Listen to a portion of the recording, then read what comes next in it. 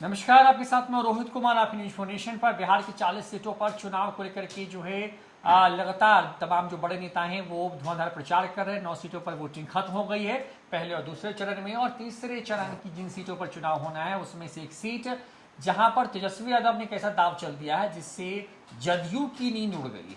तेजस्वी यादव ने पहली बार ये सीट अपने पाले में ली है जहां से वो चुनाव लड़ने जा रहे हैं। अभी तक कांग्रेस इस सीट से चुनाव मैदान में उतरती रही है, लेकिन तेजस्वी यादव ने जो गेम खेला है उस गेम से नीतीश कुमार भी सख्ते में हैं। और अब इस सीट को लेकर खबर यह है कि नीतीश कुमार वहां जाके कैंप करने वाले हैं। हम बात कर रहे हैं बिहार की सुपौल सीट को लेकर के। यहाँ पर 3 बड़े दिग्गज मैदान में हैं, मुकाबला त्रिकोणीय हो सकता है। लेकिन कैसे तेजस्वी यादव ने, इस वीडियो में हम बात करेंगे कि जदयू की नींद उड़ा रखी है और एक ऐसे प्रत्याशी को मैदान में उतारा है जिसके बारे में किसी ने सोचा भी नहीं था। सामान्य सीट कहने के लिए सुपौल की है। बड़ी बात यह है कि जदयू से दिलेश्वर कामत जो है कमौत जो है वो मौजूदा सांसद है, वहां से उनको मौका दिया गया है। निर्दलीय के तौर पर वैद्यनाथ मेहता वहां पे चुनाव लड़ रहे हैं, लेकिन तेजस्वी यादव ने एक सामान्य सीट पर दलित चेहरा उतार करके वहां पर खेल बिगाड़ दिया है जदयू का। और यहां पर इस बार कैंडिडेट की वजह से ये सीट जदयू के हाथ से फिसलती हुई नजर आ रही है।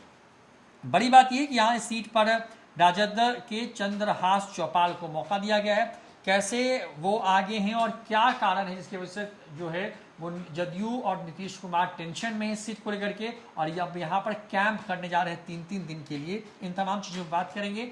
19 में जब यूपीए 2 की सरकार आई तो विश्व मोहन कुमार जदयू के सांसद बने और रंजीत रंजन चुनाव हार गई। अंतर 1,66,000 वोटों का था लगभग। 14 में रंजीत रंजन चुनाव जीत गई, कांग्रेस की थी, और उनके खिलाफ दिलेश्वर कमौत जो हैं वो वहां पर नंबर 2 पर थे और करीब करीब 60,000 वोटों से वो चुनाव हार गए थे। 2019 की बात करें तो यहाँ पर दिलेश्वर कामौत ने जीत हासिल की, 5,97,370 वोट उनको आए, और रंजीत रंजन ने वहाँ पर 3,30,524 वोट प्राप्त किए, और अंतर हार जीत के बीच में 2,66,853 का था। अब हम ये आंकड़े आपको इसलिए बता रहे हैं क्योंकि ये सब आंकड़े कांग्रेस के और जदयू के बीच के हैं। अब इस बार लड़ाई जदयू बनाम आरजेडी की, यानी कि एक ऐसी सीट जहां पर तेजस्वी यादव और नीतीश कुमार की सीधी भिड़ंत होने जा रही है। एक तरफ जहां सिटिंग सांसद की कुर्सी को बचाने के लिए नीतीश कुमार कैंप करने जा रहे हैं, तो पहली बार इलाके में लालटेन जल पाए इसके लिए तेजस्वी यादव भी मैदान में कूद गए हैं। धुआंधार प्रचार शुरू हो गया है। यहाँ पर तीसरे चरण के तहत चुनाव होने हैं। सुपौल सीट की बात करते हैं देवांशु, यहाँ पर त्रिकोणीय मुकाबला है और तेजस्वी यादव की एक चाल ने होश उड़ा रखे हैं, मतलब नीतीश कुमार की और जदयू की। देखिए कई ऐसे सीट रही, मुझे यहाँ जो लगता है कि तेजस्वी से गलतियाँ हुई, लेकिन सुपौल एक ऐसी सीट है जहाँ पर तेजस्वी यादव ने मास्टर स्ट्रोक चला है। मास्टर स्ट्रोक इस मायने में चला है कि जो अब जेडीयू के उम्मीदवार हैं दिलेश्वर कामत, उनके खिलाफ एक ऐसा उम्मीदवार दे दिया ना, एक दमदार उम्मीदवार दे दिया। पहला तो यह है कि जो सुपौल लोकसभा क्षेत्र है जिसके अंतर्गत 6 विधानसभा आते हैं, और 6 विधानसभा पर पता है 5 पर एनडीए का कब्जा है और 5 में से 4 सीट तो जेडीयू का कब्जा है। देखिए सुपौल लोकसभा क्षेत्र में 6 विधानसभा आते हैं, निर्मली, पिपरा, सुपौल, त्रिवेणीगंज, छातापुर, सिंहेश्वर। निर्मली में जेडीयू के विधायक हैं अनिरुद्ध यादव, पिपरा में जेडीयू के विधायक हैं रामविलास कामत, और सुपौल टाउन से जो है वो विधायक है बिजेंद्र यादव। सीएम नीतीश कुमार के सबसे करीबी, सबसे ताकतवर और सबसे भरोसेमंद जो है वो नेता है बिजेंद्र यादव, और लगातार जो है वो 4 वार्ड से वो विधायक हैं और इनका इलाके में अच्छा खासा पकड़ जो है वो माना जाता है। और त्रिवेणीगंज जो कि सुपौल टाउन से ही सटा हुआ विधानसभा है, वहाँ पर जेडीयू की ही विधायक हैं बीमा भारती, और छातापुर से बीजेपी के फ्राइड ब्रांड नेता और वो भी 4 टर्म से विधायक और है नीरज कुमार बबलू, जो कि जो है वो विधायक है यहाँ से। नीरज कुमार बबलू की भी अच्छी खासी पकड़ इलाके में है, और दूसरा बिजेंद्र यादव। 2 ऐसे बड़े चेहरे एनडीए के पास सुपौल लोकसभा क्षेत्र के अंदर आते हैं। और 5वां बचता है आपके पास एक विधानसभा सिंहेश्वर, आरजेडी के विधायक है चंद्रहास चौपाल, जो कि मौजूदा वक्त में आरजेडी के लोकसभा के उम्मीदवार भी सुपौल लोकसभा क्षेत्र से हैं। तो ये विधानसभा 22 देखिए तो सुपौल लोकसभा क्षेत्र में एनडीए का कब्जा ही कह सकते हैं। 6 में से 5 सीटें उनके पास हैं और 2 फायर ब्रांड नेता जो हैं वो इस लोकसभा क्षेत्र से बिलोंग भी करते हैं। तो ये सीट एक ऐसी सीट थी जहां पर महागठबंधन के पास मुश्किल थी कि किसे उतारा जाए, किसी को एक। तो तेजस्वी यादव ने चाल चला, एक ऐसे नेता को उतारा जो कि मतलब कि डाउन टू अर्थ हो और उनकी पार्टी का विधायक हैं वो। तो जो आरजेडी के उम्मीदवार हैं चंद्रहास चौपाल, पहले ये स्कूल में टीचर थे, उसके बाद टीचर की नौकरी छोड़कर मुखिया बनते हैं और मुखिया की कुर्सी छोड़कर विधायक बनते हैं। शंकरपुर प्रखंड की रायभीर पंचायत के मुखिया थे, 2011 से 2016 तक ये थे। और सबसे बड़ी बात है कि ये जिस जाति से आते हैं उस जाति के ये पहले विधायक हैं बिहार में। ये चौपाल जाति से आते हैं जिन्हें कि आम भाषा में पनेरी भी कहा जाता है।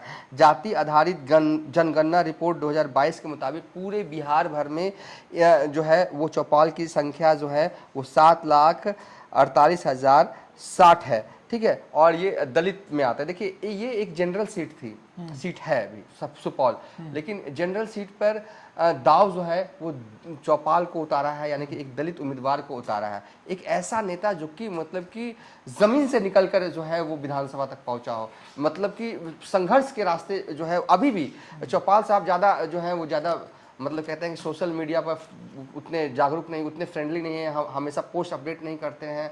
मतलब कि कहते हैं ना कि बहुत लोगों के बीच में रहने वाले विधायक जी हैं ये, और इनको ऊपर दाव खेला है। तो कुल मिलाकर मेरा कहने का लब्बो लुबाब ये रहा कि एक अच्छा उम्मीदवार जो है वो तेजस्वी यादव ने सुपौल के लिए चुना और चंद्रहास चौपाल को उतारा। तो दूसरी छोर जेडीयू इस सीट पर स्ट्रांग है, इसको नकार नहीं सकते। जैसा कि हमने बताया कि 2 फायर ब्रांड नेता जो हैं वो एनडीए के पास है। एक विजेंद्र यादव के इलाके में गजब की पकड़ है, ये किसी को कहने की जरूरत नहीं। जो भी शख्स जदयू में सबसे स्ट्रांग नेता है, हाँ, कम बोलने वाले और ज्यादा काम करने वाले नेताओं में से इनकी पहचान जो है वो होती है। तो दूसरी छोर नीरज कुमार बबलू भी है। देखिए ठीक है, 9 लोकसभा सीटों पर चुनाव हुए जहां दिखा कि जेडीयू और बीजेपी कार्यकर्ताओं का दिल मिलने में बड़ा मुश्किल हो रहा है, लेकिन नीरज कुमार बबलू ऐसा नहीं करेंगे। नीरज कुमार बबलू दिल से जो भी जेडीयू के उम्मीदवार के लिए काम जो है वो करेंगे और उनका भी अच्छा खासा प्रभाव जो है। तो 2 विधानसभा तो बुक हो गया, आप एक स्ट्रॉन्ग जोन में है और बाकी सब विधानसभा में अगर इनके जो विधायक जो है वो सारे काम कर गए जेडीयू के विधायक सुपौल लोकसभा क्षेत्र में तो कोई दिक्कत नहीं होगी। लेकिन इस बार उम्मीदवार एक ऐसा उतारा है और इसका जिक्र भी तेजस्वी यादव कर रहे हैं कि हमने चौपाल समाज के उम्मीदवार को मौका दिया है कि यहाँ से वो चुनाव लड़े। तो इस सीट पर भले ही दिख रहा है कि जेडीयू के उम्मीदवार जो हैं वो स्ट्रांग है, लेकिन जातीय समीकरण को अगर हम इस बार देखेंगे, एक और मिजाज है सुपौल का मिजाज ये है कि यहाँ से सांसद रिपीट नहीं होते हैं। तो उस हिसाब से ये चौपाल साहब के लिए बड़ा अच्छा है कि सांसद रिपीट होते ही नहीं है, ये इस लोकसभा क्षेत्र का एक गुण है। तो लेकिन दिलेश्वर कामत के साथ नीतीश कुमार के साथ जो पूरी ताकत है, और यहाँ पे पंचफोरनिया जो वोट बोलते हैं, पंचफोरन वो वोट है। नीतीश कुमार का वोट बैंक भी यहाँ पर है, लेकिन डबल एम और वाई भी यहाँ पर है। तो जातीय समीकरण मुझे लगता है कि यहाँ पर कांटे की टक्कर जो है वो हो सकती है। देखिए रंजीता रंजन जो कि कांग्रेस की उम्मीदवार साल 2014 में थी वो जीती थी, ठीक है, और तब मतलब कि ये और दिलेश्वर कामत जेडीयू में थे, जब अकेले लड़े थे तब ये हारे थे। तब भी देखिए दिलेश्वर कामत को देखिए 2.25 लाख वोट आ गया था, ठीक है, 60,000 के अंतर से यही हार हुई थी। तो अगर 2014 वाला आंकड़ा देखें तो ये तो कह सकते हैं ना कि जेडीयू यहाँ पर थी बिना बीजेपी के, मतलब 60,000 के वोट से आई। अब तो बीजेपी भी है, उम्मीदवार भी वही है 2024 में। तो मुझे यहाँ से लगता है कि स्ट्रॉन्ग जोन में है, लेकिन रेस में तेजस्वी यादव ने एक अच्छे घोड़े को जो है वो उतारा है। कांटे की टक्कर जो है वो सुपौल लोकसभा क्षेत्र में देखने को मिल सकता है और तीसरे चरण में ही यहाँ पर चुनाव होने हैं, तो ज़्यादा वक्त जो है वो बचा नहीं है। 7 मई को चुनाव होंगे, अब अप्रैल का महीना अब खत्म होने को है, जो कुछ भी होना है अब जल्दी ही होगा। बस ऐसा ही है। देखिए तो अब थोड़ा सा जल्दी बता देते हैं आपको राजद कैसे स्ट्रांग होती है इस इलाके में। तो मुस्लिम यादव के साथ चौपाल वोट का दावा है, हालांकि मुस्लिम वोट जदयू में सेंधमारी कर सकती है उस इलाके में नीतीश कुमार के नाम पर। पूर्णिया में पप्पू यादव प्रकरण के बाद नुकसान हो सकता है, ऐसी खबरें भी हैं। और साथ ही साथ यहाँ पर रंजीत रंजन जो हैं वो सुपौल से सांसद रह चुकी हैं और वो अपना प्रभाव दिखा सकती हैं, और अब आनंद मोहन भी जेल के बाहर है तो प्रभाव उनका भी इस इलाके में हो सकता है, क्योंकि पहले सुपौल के पहले सहरसा लोकसभा सीट के नाम से ये सीट जानी जाती थी।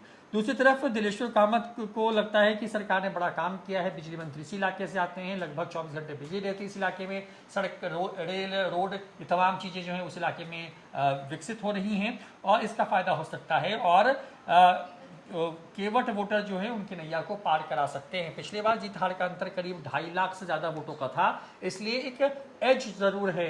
हालांकि इसको किस तरीके से कंपनसेट कर पाते हैं तेजस्वी यादव, ये भी दिखने वाली बात होगी। निर्दलीय तौर पर वैद्यनाथ महतो जो है वो छूट रहे हैं, वो ब्यूरोक्रेट हैं, बड़ी साफ छवि के अधिकारी के तौर पर माने जाते रहे हैं। वीआरएस लेने के बाद उपेंद्र कुशवाहा की पार्टी उस वक्त रालोसपा में शामिल हुए थे। इसके साथ साथ उनकी पकड़ मानी जाती रही है कुशवाहा वोटर पर, और साथ ही साथ जो बाकी दूसरे लोग हैं दूसरी जाति के उनके ऊपर भी सबसे मिलते जुलते हैं। एनडीए के बागी से भी इन्हें मदद मिल सकती है। अब नुकसान कहाँ पर होगा, तो नुकसान हो सकता है जोड़ घटाव के बाद भितरघात से। दरअसल आरजेडी में भी कुछ लोग हैं जो भितरघात करने की फिराक में हैं, और कुछ लोग जदयू और बीजेपी में भी हैं जो कि भितरघात करके मदद कर सकते हैं विरोधी जो प्रत्याशी है उनको। ऐसे में सुपौल सीट पर नीतीश कुमार के साथ साथ तेजस्वी यादव की भी बड़ी पैनी नज़र है। दोनों यहाँ पे कई जनसभाओं को संबोधित करने जा रहे हैं और कैंप करने वाले हैं, क्योंकि इस सीट पर लालटेन जलाना तेजस्वी यादव के लिए एक बड़ा टास्क है, तो नीतीश कुमार के लिए इस लोकसभा सीट के इतिहास को बदलना बड़ी चुनौती है। फिलहाल इतना ही, देखते हैं न्यूज़ फॉर नेशन। नमस्कार।